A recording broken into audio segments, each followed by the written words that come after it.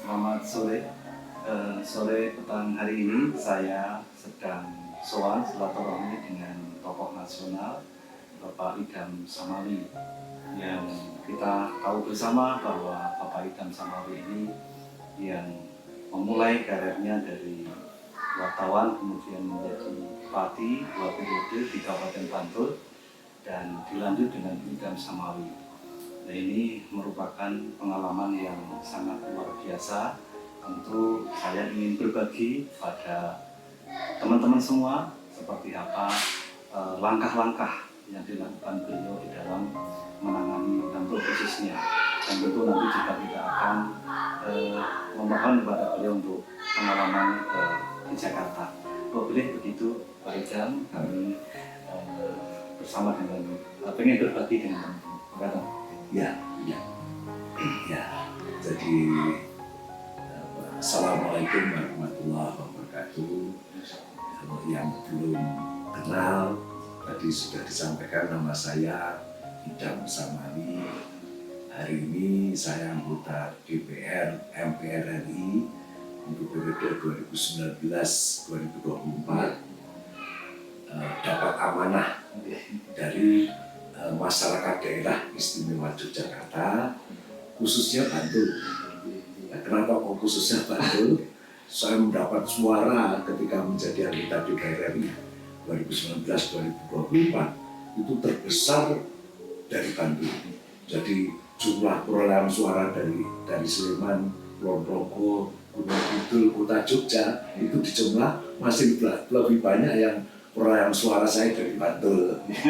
Nah, mungkin itu karena saya sempat menjadi bupati di Bantul tahun 1999 2004 dan tahun 2005 periode yang kedua 2005 2010. Mungkin faktor itu sehingga apa Mas, bahwa saat ini pun, jadi ketika saya di DPR RI, ketika saya di Komisi 2 atau di Komisi 5, sekarang di Komisi 3, selalu aspirasi saya kepada untuk masyarakat DIY itu saya prioritaskan untuk Bantul dulu. Karena yang memberikan suara terbanyak ketika itu. Dan saya nggak mungkin bisa melupakan 10 tahun bersama rakyat Bantul ketika itu. Banyak sekali kenangan, dan saya merasa saya dibesarkan oleh rakyat Bantul. Begitu Pak Idham. Terus kemudian ini Pak, satu lagi yang sampai hari ini sering dibicarakan di masyarakat Bantul, kayak menjadi kenangan yang tidak mungkin terlupakan, bahwa dulu sempat pernah ada program babonisasi. Jadi mungkin ke depan juga perlu terobosan-terobosan seperti bagi pemimpin yang akan datang. Jadi untuk hari ini kita belum mendapati apa yang dilakukan Pak Idham. Mungkin dengan terobosan OPD dengan terkait mungkin Pak Idham. Ya, jadi suatu ketika saya diwawancara oleh pemerintah pusat Jakarta ketika itu saya masih bupati. Apa sih kok ada program babonisasi? Nah, saya menyampaikan waktu itu bahwa salah satu kelemahan bangsa Indonesia, salah satunya berarti kelemahan dari Bantul, masyarakat Bantul, adalah kemampuan entrepreneurship, kemampuan untuk sebagai entrepreneur. Nah, padahal prinsip dari entrepreneur itu adalah mengelola aset. Mengelola aset. Entrepreneur itu bagaimana mengelola aset sehingga bisa berkembang dan seterusnya. Nah, saya mencoba, ini pikiran liar saya waktu itu, anak-anak kita ini mulai dari sekolah dasar bagaimana untuk mampu mengelola aset. Nah, padahal dia nggak punya apa-apa. Anak SD waktu itu kita beri 3 ekor induk ayam. Satu anak SD saya kasih, pemerintah daerah memberi 3 ekor induk ayam.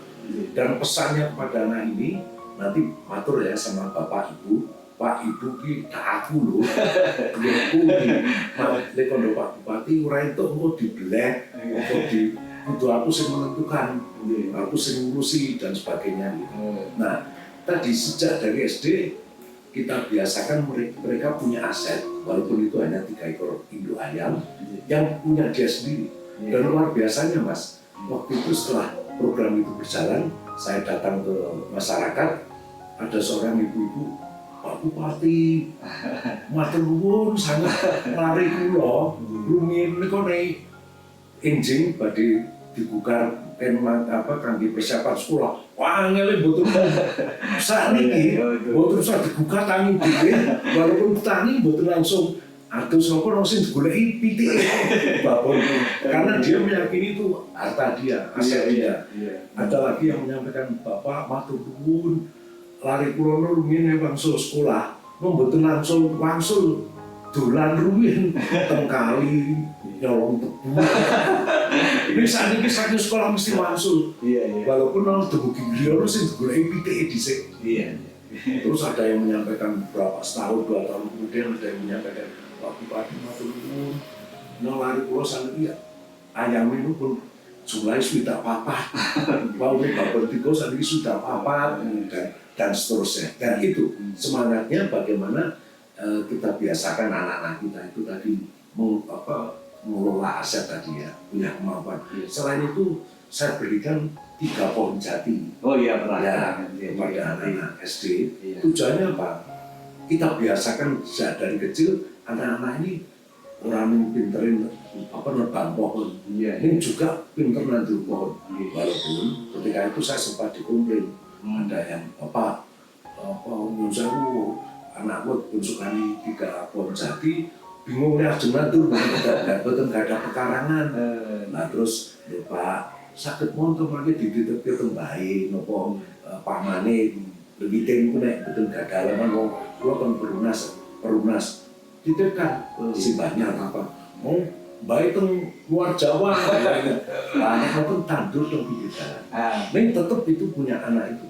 Ya, tapi bagaimana si anak tadi menanam sendiri pohon itu ya dan kan bagi saya yang terkesan sekali gitu bagaimana saya bisa berkomunikasi langsung dengan rakyat Madiun.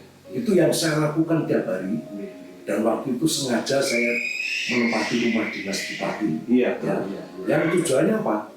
Setiap hari tanpa kecuali kalau saya tidak ada di rumah, saya menerima kamu walaupun tidak pakai dijadwal, tidak harus tinggal KTP, untuk kang saya tidak. Siapa saja. Suatu ketika tamu saya sampai 72 orang. Saya temui dari setengah 7 pagi, selesai hampir jam 12 siang. 72. Dan biasanya rakyat Bantul kalau mau ketemu pemimpinnya, itu karena dia punya masalah. Nah, berarti kalau tamu saya waktu itu 1 hari 72 kali, berarti 72 masalah. Dan saya bersyukur ketika saya mampu bisa menyelesaikan masalahnya rakyat. Suatu ketika ada seorang ibu-ibu sudah sepuh gitu, nyun sewu tidak bisa baca tulis, lalu dia mungkin yang keberapa saya temui gitu. Nah sandalnya nggak dipakai masuk ke rumah dinas. Saya bilang, Bu, diagem sandalnya. Boten wantun romo kanjeng jenengan ora diagem sandalnya ora tak temoni. Boten wantun saya ambilkan. Saya ambilkan sandalnya. Waduh, panik gitu. Kalau dicukupi sandalnya dicukupi oleh bupati gitu. Ternyata sandalnya itu sandal jepit sudah bolong. Nah, terus akhirnya dipakai masuk ke ruang tamu rumah dinas, duduk di bawah. Bu, benda kursi. Boten wantun romo kanjeng. Saya bilang, idam kalian jenengan itu derajati podo di hadapan Allah Subhanahu wa Ta'ala. Podo-podo licetane menungso podo. Ning kebetulan saat ini bupati jenengan rakyat. Derajati podo di hadapan Allah Subhanahu wa Ta'ala. Dengan kursi, boten wantun. Saya angkat, saya duduk di kursi. Nah, dia menyampaikan, Pak Bupati, Lono gak ada karangan yang kecil sekali, kirang saking 300 meter persegi, 3 bulan ke pengerut itu kali Pak Lurah. Kalau saya menerima tamu selalu ditampingi staf saya, dia dapat semua gitu. Nah, terus saya tampung, biasanya sampai kantor, saya panggil yang terkait Kapolres dan seterusnya, saya sampaikan masalah itu tadi.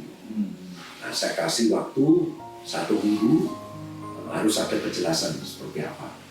3 hari kemudian, nggak sampai 1 minggu, yang terkait tadi lapor ke saya, Pak Bupati, lapor ke saya menyampaikan bahwa ternyata tangannya ibu kemarin itu dijual oleh putra kandungnya.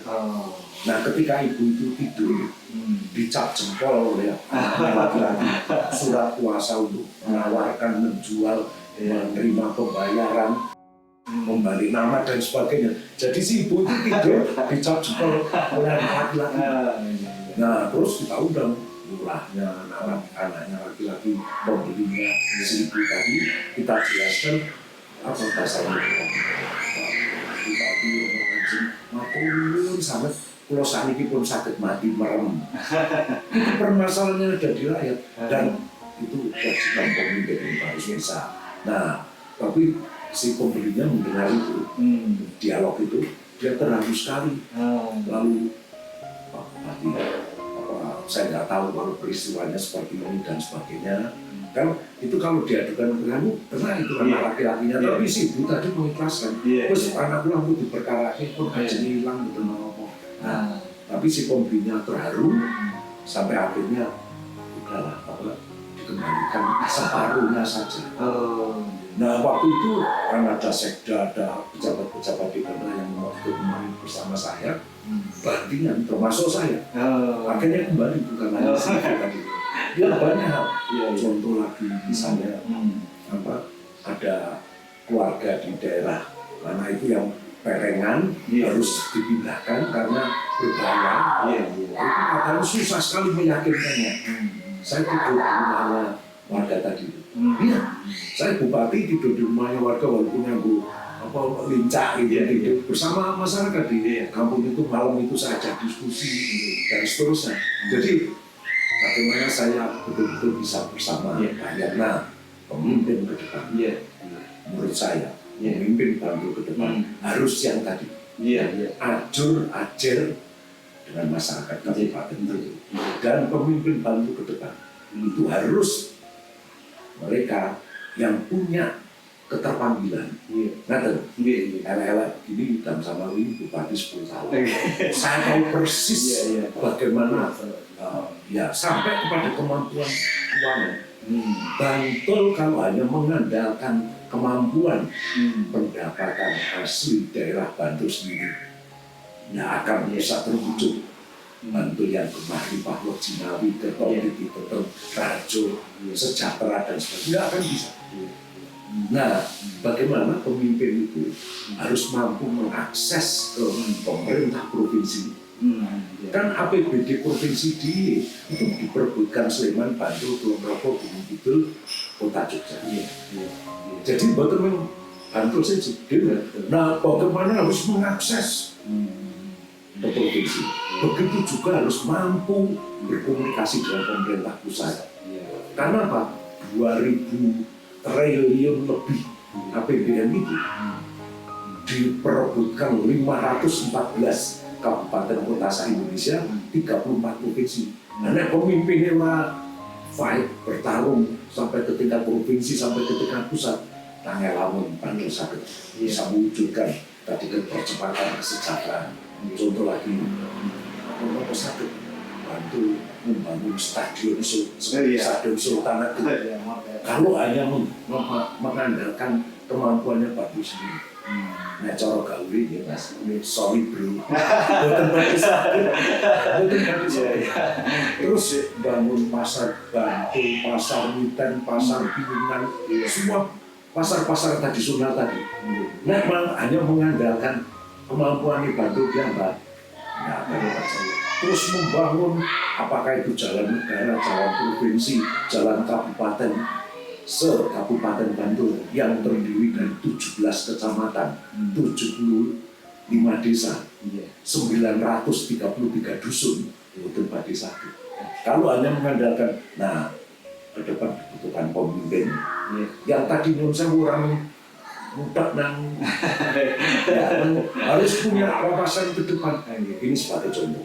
Iya. Suatu ketika waktu itu presidennya almarhum Kiai Haji Abdurrahman Wahid, di tahun berjalan beliau memutuskan lewat keputusan presiden menaikkan gaji PNS. Wah, se-Indonesia kelobaan kabeh. Iya. Iya, karena apa? Orang siap, orang nganggar itu di tengah perjalanan. Nah, semua pemda termasuk yang terlibat waktu itu utang kepada BPD. BPD utang untuk kenaikan gaji. Saya berangkat ke Jakarta, waktu itu Menteri Keuangannya Pak Budi. Dia pada memberi ceramah, tak kembali sampai selesai beliau bilang, Pak bisa berdamu. Dereng di Kalijan. Wah, dia ikut sekali. Terus ada apa masalahnya Pak? Saya ceritakan, kalau gitu Pak, Bupati ikut saya di mobil saya, kita ke kantor. Nanti kalau betul kekurangannya tadi sekian, hari ini juga saya tanda tangan untuk untuk Pemda Bantul. Dan hari itu juga utang kita lunas. Nah, itu yang harus dilakukan seorang pemimpin. Jadi ini yang saya masalah terus kritik kadang tamu. Sampai datang ke rumah ini, menyampaikan begini, Pak sudah mampu di DKI Bantul, begini apa? Rumiin kadang kami petani kalau panen berambang regane hampir ditukul. Kalau panen kita panen lombok regane amplop ditukul Pemda. Saat ini kita panen lombok niki nangis Pak. Mboten wonten sing ngaruti. Rumiyin mongko rumiyin saka Semarang Bapak mesti ditumbas. Regine amplop ditumbas. Bapak kita ingat sekali Bapak kalau Banten ngendika napa bahwa nek arep rugi bensin rugi pemerintah. Ning petani ora itu rugi. Mantos nyuwun sewu Pak, kita kalau Banten kadang tani saking Kulon Progo saking Sleman Domeri. Mergo ketika panen orang sing mikirke nah ning saniki kita wis sepanen lombok. Pak, kalau Banten Pak. Nah, tidak akan dipikirkan. Kalau sapu di PKK, Bapak, dan sebagainya. Jadi pengalaman yang luar biasa apa yang dilakukan Pak Idam, ternyata seorang pemimpin harus punya terobosan program yang mengena ke masyarakat. Bahkan Pak Idam telah mendirikan dari sejak dini dari usia SD. Dan juga yang bisa kita garis bawahi bahwa rumah dinas adalah merupakan simbol seorang bupati pemimpin di situ. Bisa membaur dengan warga masyarakat untuk menampung aspirasi-aspirasi masyarakat yang ada. Saya kira rumah dinas perlu difungsikan dan ke depan justru yang hari ini rumah dinas wakil bupati belum ada. Insya Allah nanti kita melalui fraksi kami dan teman koalisi memperjuangkan untuk diadakannya rumah dinas wakil bupati. Dan terakhir Pak Idam, saya tambah satu lagi. Pak Idam. Saya ingat betul itu waktu itu. Saya menganggarkan 2 miliar rupiah setiap tahun untuk pendidikan guru. Nah, kenapa kok itu dilakukan? Karena kalau anak kita yang mau menjadi anak yang cerdas, maka cerdaskan guru-gurunya. Mencerdaskan guru caranya bagaimana? Sekolah S1, S2, S3 bahkan sampai tingkat doktor. Nah, waktu itu saya sempat dipanggil oleh Dewan Pendidikan Nasional. Anggotanya 17 orang, semuanya profesor. Pak Bupati, apa sih? Guru SD aja dengan S2, S2. Saya sampaikan begini, Bapak-bapak itu, kalau saya lulusan Universitas Negeri Yogyakarta, jurusan matematika, saya lulus jadi guru matematika. Kalau ilmu saya tidak tambah, nanti 5 tahun lagi yang saya ajarkan ya seperti itu. Nah, padahal dunia ini ilmu berkembang terus. Nah, kita harus tambah ilmunya guru tadi. Karena tekad kita, calon pemimpin bangsa dan Bantul itu pertama dia harus cerdas, dia harus berakhlak mulia, tapi dia juga harus berkepribadian Indonesia. Nah, saya pernah ditanya oleh warga Bantul, Pak Idam, Pak Bupati, panjenengan nganggarke 2 miliar kan untuk pendidikan guru pada tahun itu sampai kapan? Sampai kiamat. Karena apa? Selama masih ada anak yang mau dicerdaskan di Bantul, maka ketika pendidikan guru itu tidak berhenti. Satu lagi, waktu itu kalau seorang guru karena dedikasinya, kepangkatannya, dia setelah ikut seleksi dia lulus menjadi kepala sekolah. Pertanyaannya simpel. Tugas pokoknya kepala sekolah dengan guru itu waduh beda. Nek guru itu jelas ngulang. Ya. Ini kepala sekolah memanajemen pendidikan di sekolah. Nah padahal dia seorang guru yang bekal manajemen pendidikan. Iya, negara saya anggap lalai. Harusnya, nah makanya S2-nya itu calon kepala sekolah. Cita-cita saya waktu itu semua kepala sekolah di Bantul harus S2 dan S2-nya manajemen pendidikan. Nah, tadi yang kemarin itu masalah rumah dinas, itu prinsip. Iya, wajib seorang kepala daerah, seperti wajib seorang presiden Republik Indonesia dia tinggal di rumah dinas yang istana negara itu. Apakah itu yang di Jakarta atau di Bogor? Tujuannya apa? Itu bagian dari menghormati. Bukan wah mumpung gratis, bukan. Dan mudah bagi rakyat untuk bisa komunikasi. Kemudian tadi betapa pentingnya komunikasi antara seorang pemimpin dengan warganya. Terus kemudian beliau sangat peduli sekali dengan pendidikan, dengan menganggarkan 2 miliar setiap tahun di APBD Bantul. Dan yang untuk sekolah guru. Kemudian yang terakhir untuk Pak Idam, sekarang Pak Idam di DPR RI tentu beliau pasti akan memperjuangkan sekali waktu jadi bupati untuk memperjuangkan anggaran-anggaran khususnya di Bantul ini. Program apa saja Pak Idam yang sudah berhasil dilakukan?